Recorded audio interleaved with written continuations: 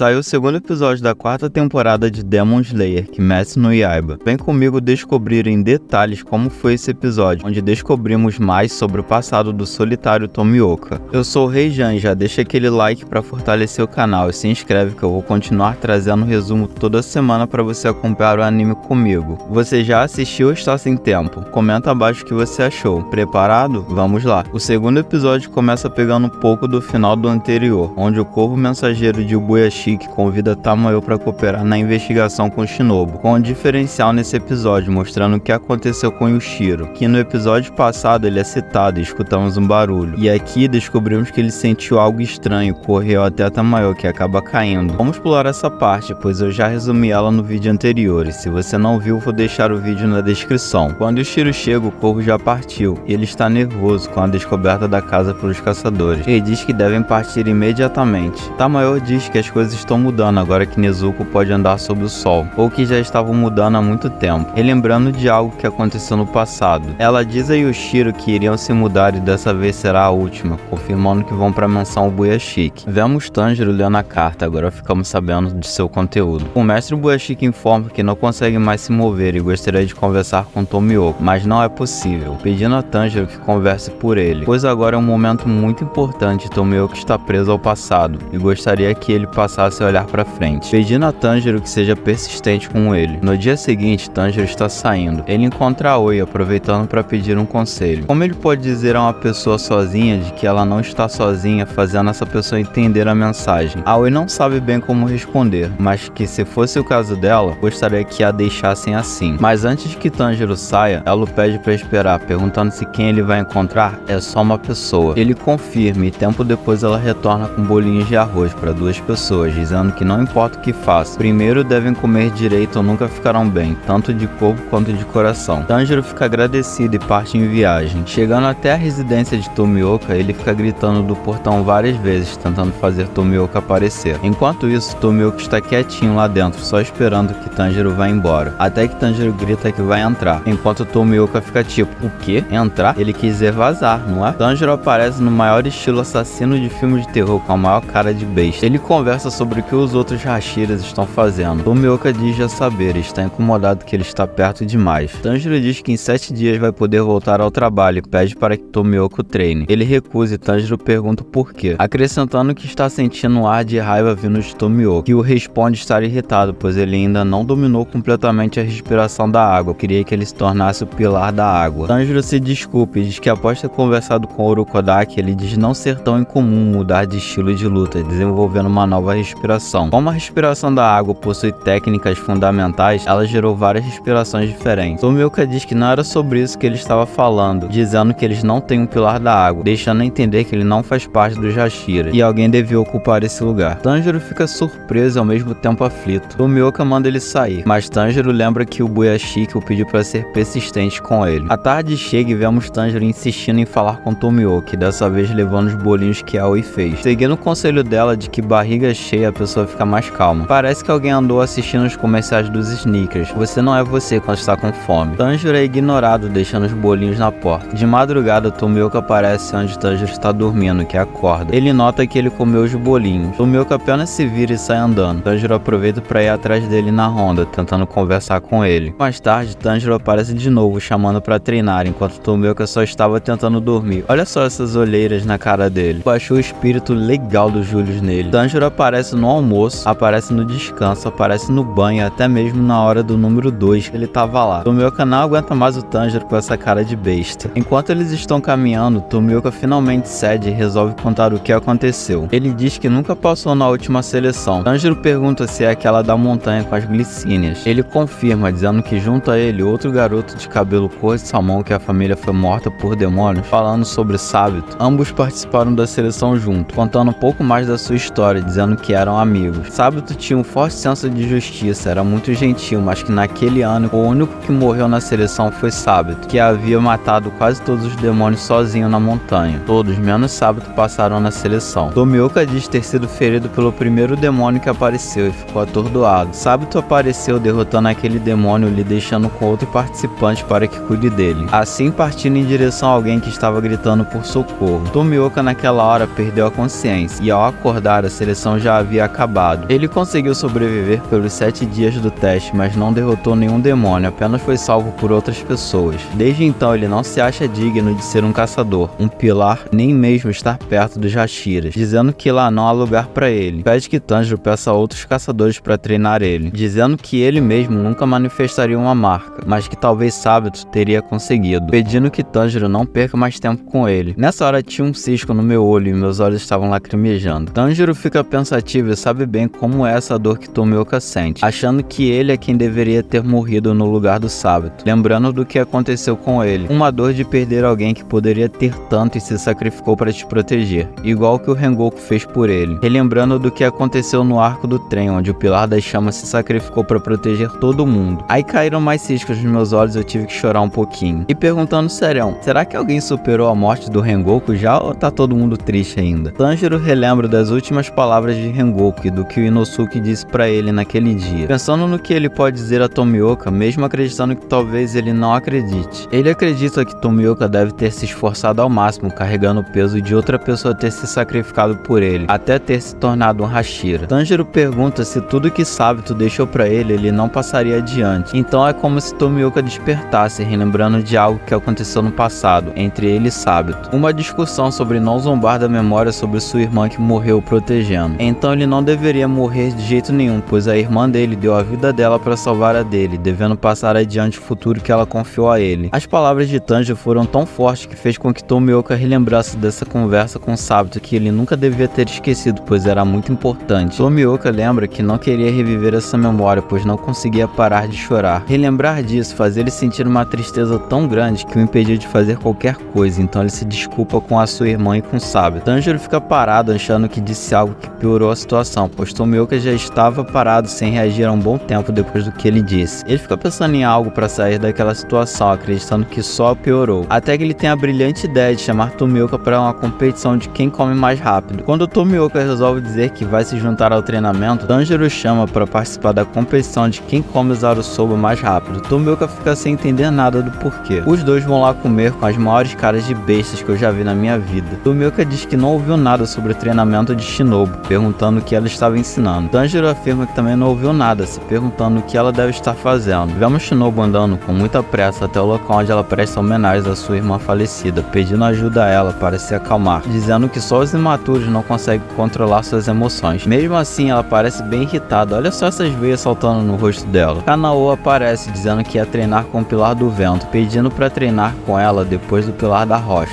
Shinobu diz que não vai poder participar do treinamento Hashira dessa vez. Kanao pergunta o motivo. Shinobu então pede para que ela se aproxime. Ela conta algo que nós não ficamos sabendo. Kanao diz que queria treinar mais com ela e Shinobu elogia, dizendo que ela melhorou em expressar o que sente. Ela aproveita para contar algo sobre o irmão que matou Kanae, sua irmã mais velha, dizendo que vai ensinar como matar esse demônio, finalizando o segundo episódio da 4ª temporada. Eu gostei desse episódio onde ficamos sabendo um pouco mais sobre o passado do Tomioka, sobre como ele conseguiu se tornar um caçador e por que ele passa tanto tempo evitando as pessoas. Não é porque ele se acha melhor que os outros, mas sim por coisas que aconteceram com ele, o fazendo tentar não se relacionar tanto com os outros. E você, o que achou desse episódio? E a Shinobu, por que será que ela estava tão irritada? Será que é porque ela vai ter que cooperar com o demônio ou será que é outra coisa? E o que ela tem para contar a Kanao sobre o demônio que matou a irmã dela? Lembrando que ela o chamou de irmão. Na próxima semana saberemos e eu trarei mais um vídeo detalhado para você. Então se inscreve e ativa as notificações. Espero você na próxima.